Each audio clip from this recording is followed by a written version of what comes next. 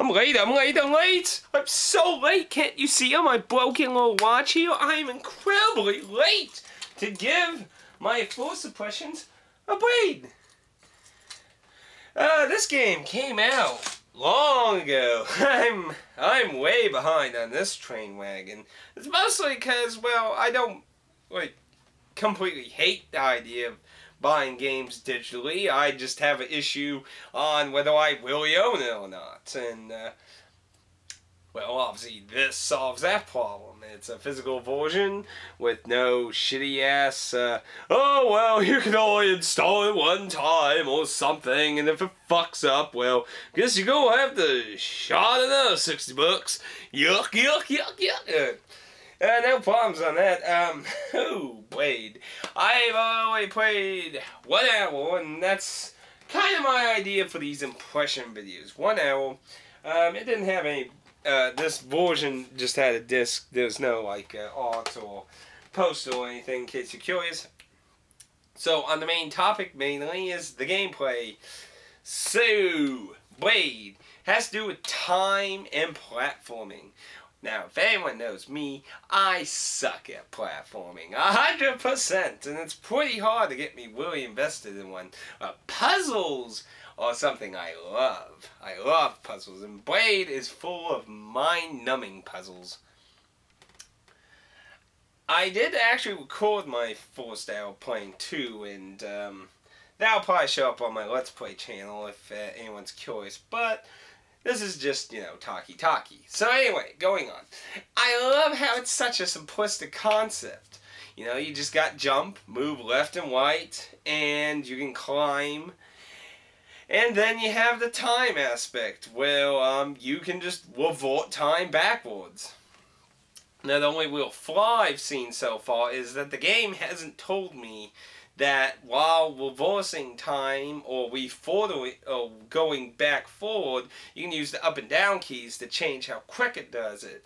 And the reason I bring this up is because there's one puzzle that you have to reverse time backwards faster than a platform. So while this platform's still moving at this speed, you're like...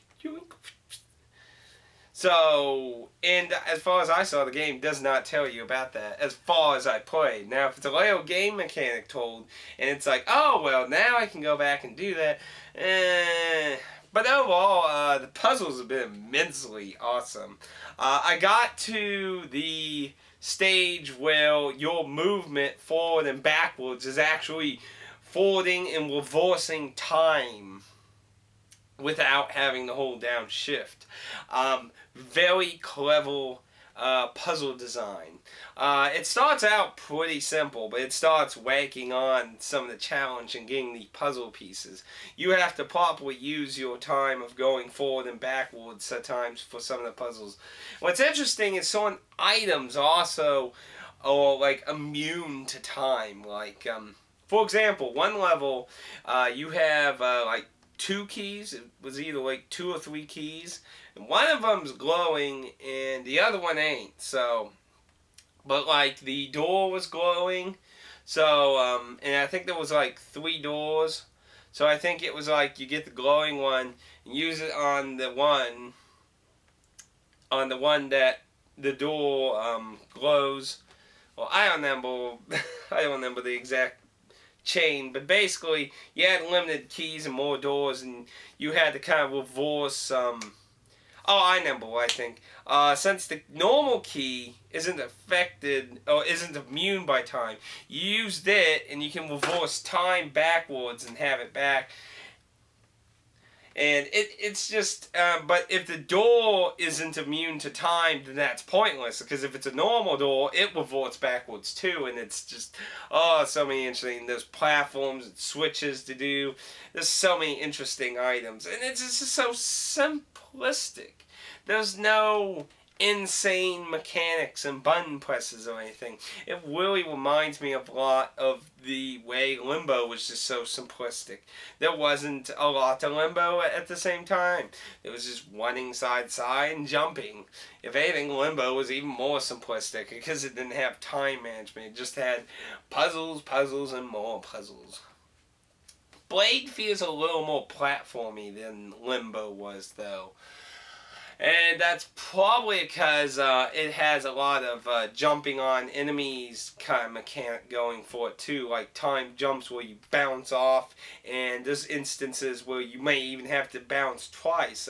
Bouncing multiple times actually increases your height in your jump, so precision jumping, timing, and your platforming is very precise, and reversing time is very interesting. It's like damn, don't overshoot, yay! There's no real death in Braid since you can reverse time, and there's no limited usage, and you can reverse time all the way back to the moment you entered the door, so there's no limitation how far back you can go in each room.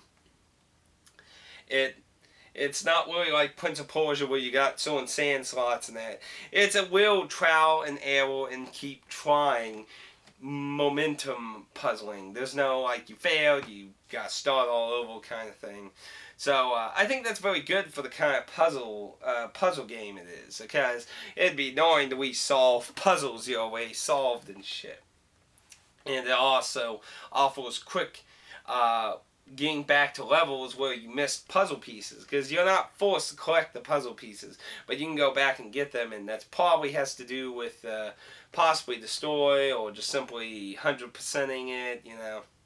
Now the story is tough part to talk about here, because I know Braid is supposed to have some kind of deep sensical meaning to its story than what it seems to present. How it's presented, Braid did something horrible and lost his princess girlfriend, and you get told many little bits of story in between stages. Now the thing is that's weird about this is you start on stage 2 and not stage 1. And this is probably to imply that whatever happened on stage 1. So we're trying to move forward here to hopefully save his girlfriend. Now, I'm not 100% sure what the true meaning of the story is, and I'm sure that'll come as we get near the end of the game. But can't really talk much about it, because for one, I would pretty sure it'd be huge spoilers, and well, I think that's kind of the idea for it to be something you'd have to think about the true meaning of it. But I do find a few of the parts of the story interesting, like how one described how she would better his life and then everyone's. That's kind of an odd thing to say about a person. It's kind of hard to say an individual person is going to better everyone's life. I mean, as much as I'm not trying to say that you'll never change or help anyone, it's kind of hard to help everyone. Unless you're an item. See, that's my first theory. I think there's supposed to be something more to this story. But anyway, that's just thinking about that. But anyway, moving along. Really, there's not a whole lot to talk about as a first impressions, though. I'm really enjoying it. It has very lovely ass 2D art. It's very nice art. It's a very colorful art. If you played Limbo, it's a definite contrast. It's a definite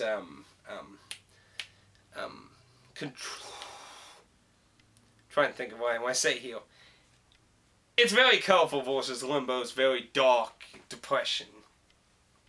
And well, obviously that's a good or a bad thing depending on your aesthetic design of taste.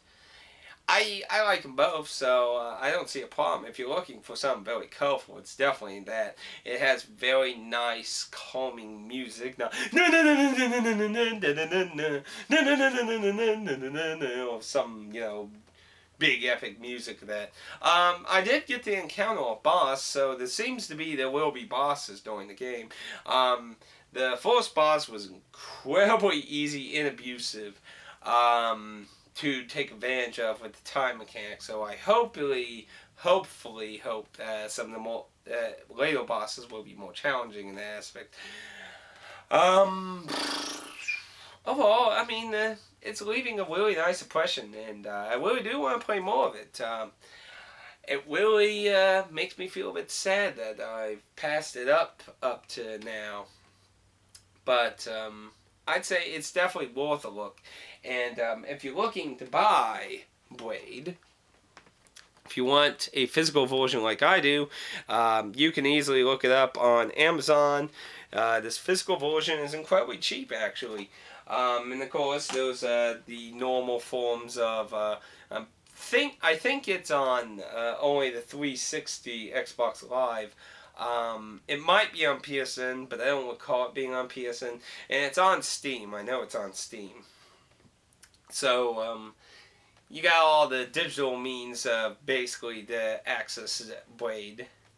But if you want a physical version, I would say hit up Amazon. That's where I got my copy. And with that, I don't really got much else to say. It's a pretty simple platform, but it's just interesting how it's so simplistic with its controls, and yet there's so much mindfuckery it can do with you in the worlds. I enjoy to look forward to more torture and Braid in the future. And if you got any questions or anything about the game, feel free to leave me a comment. Thank you for watching, and diggios.